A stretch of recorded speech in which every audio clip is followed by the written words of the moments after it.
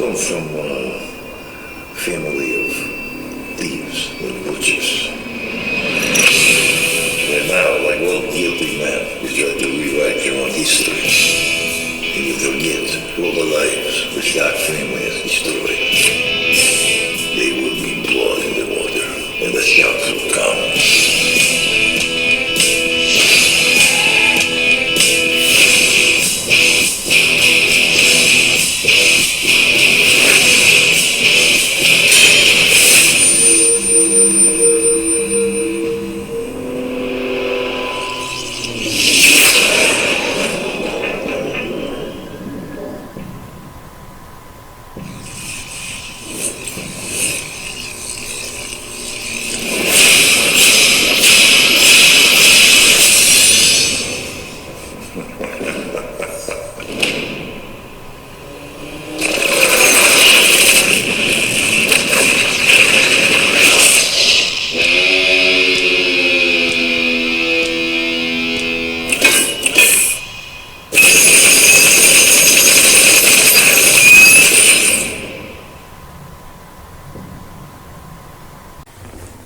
Alright, we are back, and we are going to be talking about Iron Man 2. It came out in 2009. I think 2010. 2010, I'm sorry. Yeah, 2010. I didn't know there was like a year gap. Yeah. Yeah, they're taking their time, like they should. But yeah, Iron Man 2, follow-up to the original that came out in 2008. I would say, I think it's fair to say that everyone was really excited for a sequel because the first one was so good, and our expectations are through the roof. We couldn't help it. I remember seeing this in the theater, and the first time I saw it, I thought I liked it. I had a good time with it. When I saw a bunch of people, saying that this movie was so bad, it's horrible, I can't believe they messed it up. I was like, I really didn't understand the hate at the time, because I did genuinely enjoy it. I watched it 2 more times after this, and I was more than that, but like I watched it a couple more times afterwards, and I was like, yeah, I still like it. It's not as good as the first film, but I still had a good time with it. But watching it recently, I'm starting to see more why people don't really enjoy this. This movie, it's a strange one at this. John Favreau once again directed this, but you can also tell that this movie was meddled with quite a bit, and I think it's ever since they confirmed that they're going to create solo films leading up to the Avengers, and so you could feel the studio was starting to get a little too ambitious with it. And so they thought that, they should take the time in Iron Man's sequel to set up for the Avengers. And I felt that really hurts the film. This movie is not awful to me. I think this movie is completely watchable, but this is a pretty significant step down to the first film. The one thing that stuck out to me the most really was Tony Stark himself. I gushed about him in the first film, like how I said, yeah, he's that playboy, asshole, but he's that likable asshole. He the heart of gold, I said. In this movie, I don't feel the heart of gold as much. I see him more as being the snarky playboy asshole, and it was hard for me to really get behind him in this film. And it's sad because there's so much thrown at him in this movie that I should feel some sympathy towards him, but I couldn't help but I couldn't get over his attitude, because this movie throws the fact that the arc reactor that's connected to his heart is also killing him, and the suit is accelerating the condition, and then you have this villain Whiplash coming back because he wants to seek revenge for, I guess, his relative not getting the recognition that Howard Stark had at the time. And then you have Justin Hammer, competitive of Stark Industries, trying to steal the technology or put Stark Industries out of business, and then you have the whole diminishing relationship with Pepper Potts, and then you have Rhodey, stealing Iron Man's suit and using it for government purposes. You have all this stuff thrown at him, but at the end of the day, I'm just like, I don't care. Oh, not also considering the fact that Nick Fury and Scarlet Witch. I'm sorry. Did I say Scarlet Witch? I'm sorry. Black Widow and Nick Fury make an appearance in this movie for some reason. Yeah, just a lot to take in, and it just doesn't all flow very well. It does. It's not. This movie's not focused. It's not focused. And it's just like if the movie felt. If it was worrying too much about getting us excited for the next film when it should be focused on this film, and it's really sad because I heard the pitch that Jon Favreau wanted to do for this movie, and I wish they stuck with that plan because this left a lot to be desired. Eagle, what did you think about Iron Man 2? I really don't like this movie. I think you're being a little too easy on Tony. He was a complete dick and a moron.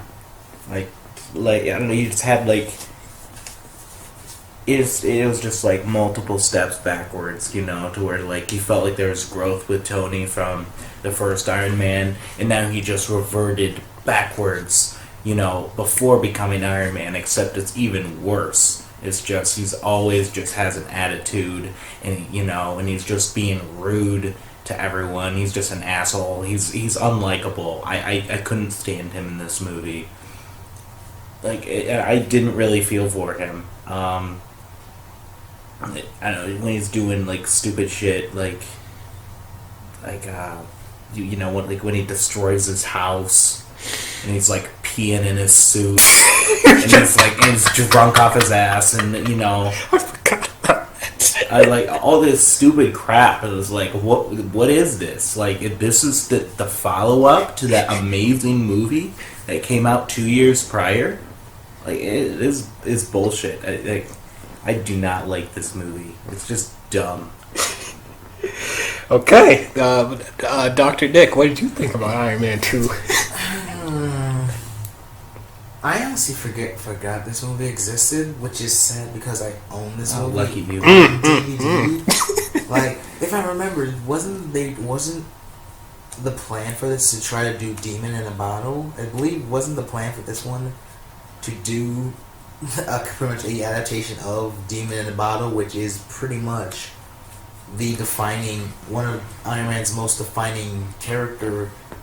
One of his most defining stories. It's about his alcoholism. Yeah, that was the pitch. That was the pitch. Yeah, the pitch is to do that arc of Tony, and it's a very good arc. You feel for that, and it tries to be too silly, like what Dwayne said, that it tries to set up what's coming up, but then it doesn't. But then there's no substance to it. It's just it's very forgettable in my opinion. So yeah, let's just get into the details of it. One thing that I really loved about the first film was the chemistry between Tony and Pepper. There's still glimpses of their good chemistry, but this one it just felt like teenagers bantering at one another, yelling at each other. Like literally, it's just. And like, Yeah. it doesn't come off as charming anymore. It just comes off as just childish. It's just, and once again, going back, it's like it's hard for us to really get behind him as a character because he's making stupid decisions, and Pepper's calling him out on it, and he just refuses not to listen. And then Rhodey's doing the same thing, telling him that, he's messing up, he needs to take things seriously, and Tony's like, oh, you do what I want, I'm Tony Stark. But then Rhodey's like, no, you have to take stuff seriously, man, look what you're doing, you're causing a bunch of stupid stuff to happen. But yeah, just like, this is not the same Tony from the first film. It's not. And maybe I was being a little too hard on him. I mean, maybe I was being a little too easy on him because, yeah, thinking about it more, it's just, I don't know what happened. You know, because he is making stupid decisions. He's getting himself killed, and he has this condition in his chest, and he refuses to doesn't tell anyone about it. And then he's treating, you know, the stuff with Whiplash and Justin Hammer, you know, like he's treating that like it's not as serious, you know, matters to deal with, but it's, you know, it is. Freaking Whiplash, I really feel bad for him because I can see a good character in him, but the movie doesn't focus enough on him for us to get really invested in his motivations, because it is a tragedy that he's going through, but you forget about that because, you know, the movie wants to focus on other stupid crap happening. And so it's like, it's really, I don't understand why they felt the need to dumb it down so much when the first film wasn't dumb at all. It was really smart and clever. Yes, it had its whimsical moments, but it still kept us grounded in reality. This doesn't even, you know, match the physics of the first film. You have this cartoony, like, it took. Let me give an example specifically, because for people that don't understand what I'm saying. Iron Man in the first film, we saw how many steps it took for him to be able to pilot a suit, or even get it, you know, even invent the suit. It took a lot of steps. It took a lot of hours. And it took a lot of, you know, trial and tribulation to do it. He wasn't able to figure it out the first time go around. But then in this movie, you have Rhodey, who has never used Tony's technology at all, and is just able to jump into a suit and get into a fight with him in his mansion. What? What in the world? It's like, this doesn't make any sense. They're just putting stuff for convenience sake, so they can just get to the next cameo or the next setup for the future films. It's just baffling. And then we get to, let's talk about the stupid setup for future films. We get it. The Avengers is happening, but you don't have to stop the film to tell us that. This is this thing I was worried about when they officially, you know, made it, you know, when they announced it was for real. They were going to blink, and they were going to, you know, let it all get to their head, and it's going to be all about setting up for that film in the future. And I didn't want that to happen, and now this film is hurting. Why is Nick Fury and Black Widow in this film? Can anybody answer me that? I don't think we can. Exactly. Nick, now, don't get me wrong, I enjoyed Nick in this film. I really liked him. He was entertaining for the scenes that he was in. But I'm really watching this film, and I'm like, I don't know why you're here. You don't progress the film. You're stopping the film so Tony can do something else. You're having Agent Coulson put him on house arrest for no reason.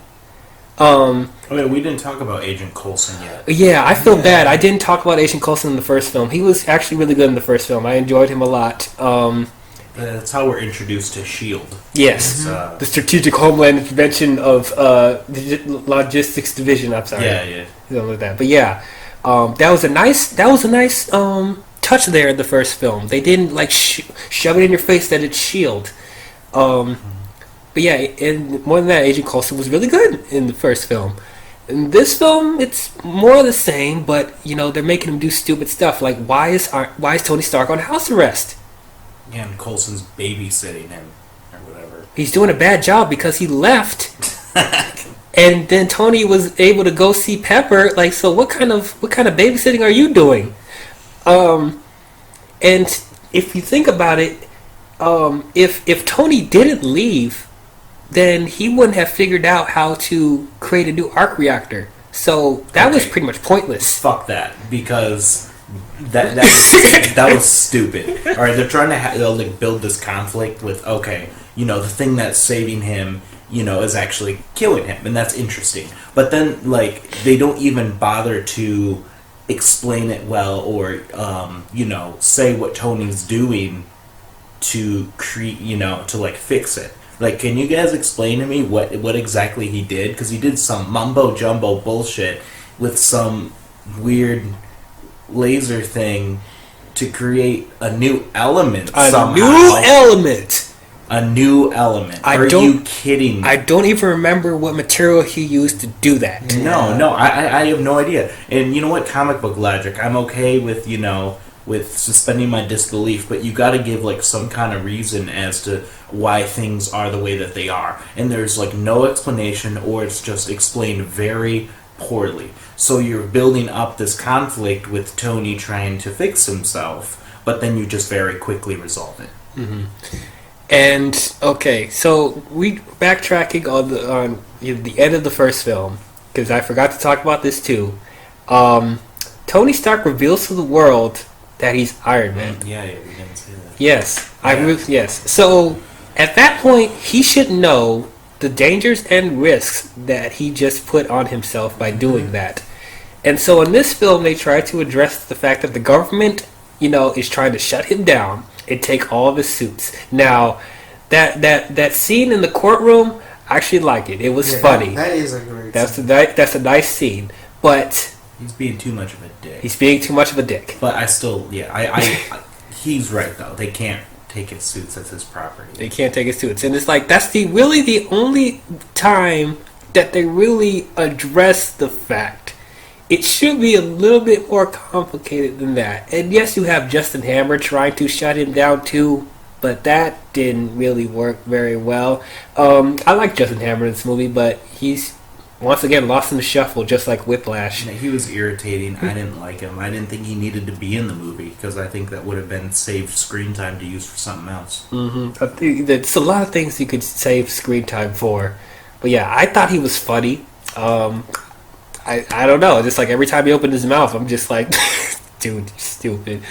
But yeah, I liked him. I like the banter that he has with Whiplash. But like I said, I forget he's in the film because you have so much other stuff happening. Okay, I'm about to rant real quick about Black Widow in this movie. What the hell was that? I wasn't as infuriated as I was, I wasn't infuriated with her character as much as I was now, because analyzing her character, she was really bad, and not about her performance. Her performance was serviceable, but the way they treated her character in this film was just juvenile. Literally. There's like literally 4 times in this film where they pan up her ass and Michael Bay like freaking panning around her like she's some sort of bimbo. Stuff with her, like with her clothes off. They're like treating her like a sex object when Black Widow's supposed to be like this badass, member of the Avengers. Yes, and yeah, she has that cool fight scene at the end, but that's pretty much it.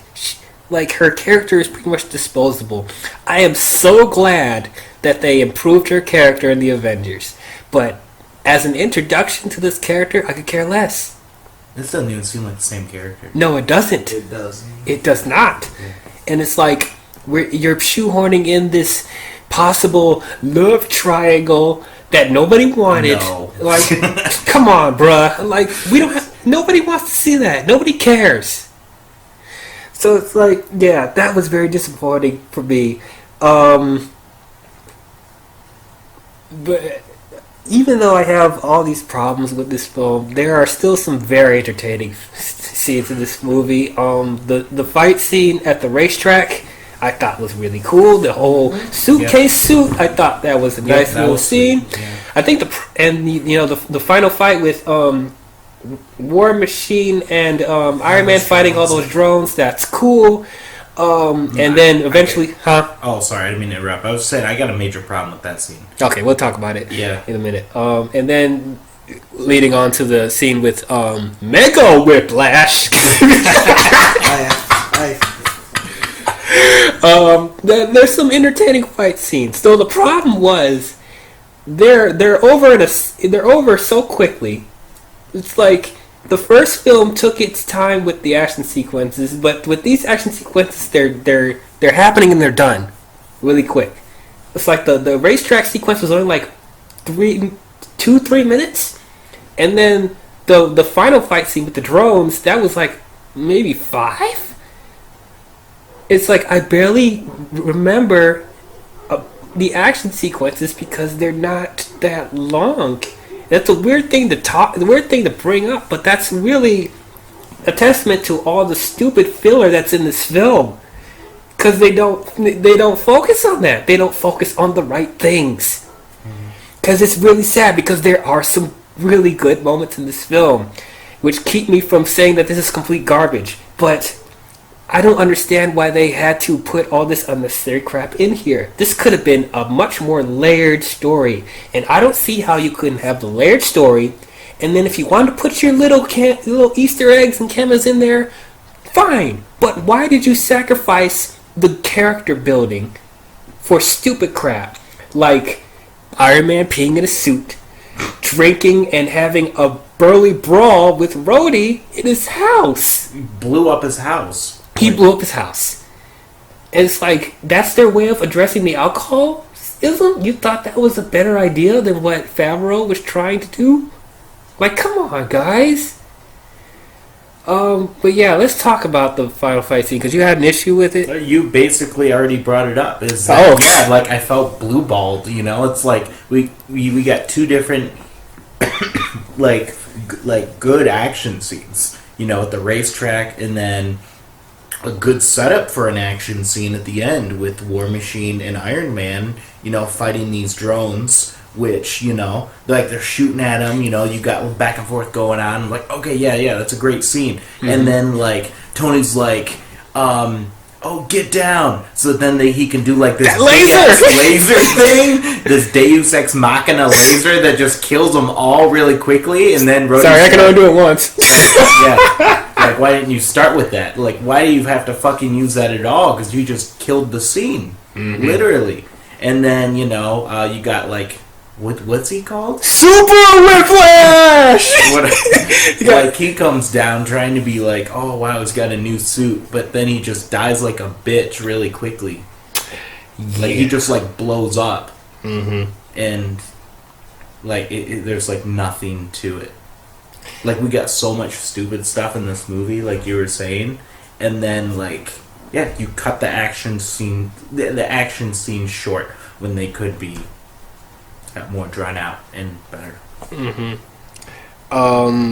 I don't understand what I could feel the movie was trying to do some development with Howard, but, like... Yes, I was going to bring that up. That's one of the few parts I like about this movie, is that there's a really nice moment where, like Tony and Howard, they have, like, a, you know, hard relationship where Tony didn't really feel like his dad, you know, cared about him, you know, like, it's like he put up with him, you know, but he was, like, watching old tapes to figure out stuff with his arc reactor, and, you know, there's, like, a special tape on there where, you know, Howard says, you know, Tony, you know, I built all of this for you. You know, he was referring to, like, just his company and the Stark Expo thing. Mm-hmm. And he was like, I built all this for you, you know, and you're too young to know it, but, you know, this will be yours someday, but you'll always be my greatest creation. I love you, Tony. Mm-hmm. And that was, like, a really great moment. One of the few good pieces of dialogue in the movie. Mm-hmm. It's, you know, so it's just really frustrating when you got, you know, a couple of key, you know, good moments in a movie full of crap. Yeah. It's really sad because, like, that's the most we get out of their relationship, really, tying things together. I mean, I guess Civil War, but it's like that didn't really... Yeah, we're not there yet. Oh, shit. Oh, man, I have a lot of things to say about that, but yeah, it's just that's the extent of what we get from him. And it's kind of sad, though, because, like, I wanted a little bit more when it came to Howard, because he did play such a big role in his life, even though he didn't really realize it. And I just wish there was a way for we could see a little bit more appreciation, I guess, because like when Tony's watching that footage, I barely see any reaction from him. He doesn't even shed a tear or cry, and I guess I get it because growing up, his dad was a douche, so there's not really much emotion he would get out of it. But I just wanted a little bit more pulling of the heartstrings. That's just a nitpicky thing for me. Is it me, or did anyone feel that the expo felt a lot like Disney World, and Howard was like Walt? I got those vibes so much. Like it's meant to be. That was intentional. That was like so weird. The Stark Expo. Speaking of, cool idea and concept, but they don't go into it enough. So is this like a utopia where people can create new inventions for the future? Is this like a Tomorrowland for him? What is really the point of the expo? I want to know more about it, but they don't really talk about it. It's pretty much something to feed Tony's ego, which is kind of sad. But yeah, that's I think that's all I gotta say about it. I guess we could talk about the post credit scene, which is in New Mexico. We see where Agent Coulson left because he wasn't supposed to leave in the first place, but he went to New Mexico to look at this sighting, and there's a giant crater, and in the middle of the crater you see a giant hammer, and I think we know who that belongs to. And that's sad. That's one of my favorite parts of the film. But yeah, that's my overall thoughts about Iron Man 2. It's not, like I said, this is not awful. I don't mind watching this again, but I'm not going on my way to watch it again. There's just too much stupid stuff happening. When we come off of the first Iron Man film, that was such a great film, and for this to just not care, it really does leave a kick to the groin. Just overall, it's just meh. I give it a C. What do you give it, Doc? Like I said, I barely remember this movie, and what I can remember, I did enjoy to a moderate degree. Plus, even though the final battle was pretty short, it did give us, nowadays, technically, it did give us our first look at a certain webhead that is now part of the MCU. Oh yeah, they confirmed that the kid with the helmet, the young kid, the boy who had the Iron Man helmet, who Tony saw, said nice job, that was a young Peter Parker. And you did see what? Yeah, remember? Yeah. That has been confirmed, that the little boy who had the Iron Man helmet, who was doing that is Peter Parker. I did not know that. Yep. Yeah. So that technically gave us our first glimpse of Peter Parker. And we did see Cap Shield, even though it was fake. But yeah. But if it was on, like, if say it was on TV and like I had nothing else to do, I would give it a watch. But if someone said, "Hey, you want to go see Iron Man 2?" I would have to skip on this. I honestly have to give it a D. I'll give it a D plus. D plus. D plus. Okay. D plus. Captain Eagle. Well, I mean, this movie was huge step down in quality, like we already said. It hurts more because the first one was so good. Mm-hmm. And I was in denial for a while. I tried to force myself to like this movie when it came out. Like, I gotta find something in there that's good. But no, I can't. Who am I kidding? No, this movie's not good. I wouldn't say it's, fully into bad territory, because there are some good moments in it, and I enjoy Iron Man as a character despite Tony being a real moron in this movie. So I'd give it a C minus, below average. Alright. Well, that's our thoughts on Iron Man 2.